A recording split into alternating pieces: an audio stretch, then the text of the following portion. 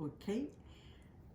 Now we're going to talk about rolling this out. It's important that you have a good reserve of flour on hand because we need to make sure that the surface is well floured under here.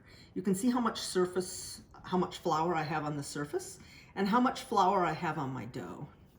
And I'm going to take this dough and I'm going to shape it with my hands. It's nice consistency. You can see the consistency of this dough. It's not sticky. It's a nice consistency. I'm going to get it floury on both sides. And then I'm going to take my rolling pin and I'm going to flour my rolling pin just like this. Just put flour all over my rolling pin.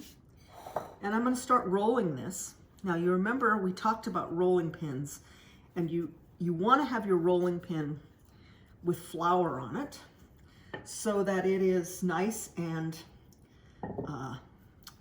it rolls across. You don't want it to be picking up your dough. Now we're going to do this here.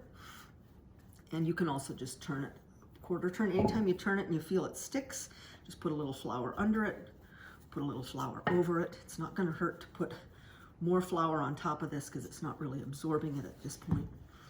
Roll this out. And this is something that if you're working with little kids, it might be fun to flour a surface and give each of them a little area they can roll out. It's a fun skill for kids. They tend to be pretty good at it. Just make sure that you keep flour underneath it so that it doesn't stick to the counter, because there's nothing more depressing than picking up your pie crust or your crust and having it stick to the counter. So we want to keep sure we don't roll some wrinkles into this here. I'm going to roll this out. Now, Christy's recipe says about 1/4 of an inch, and we're going to trust that her ancestors knew what they were doing.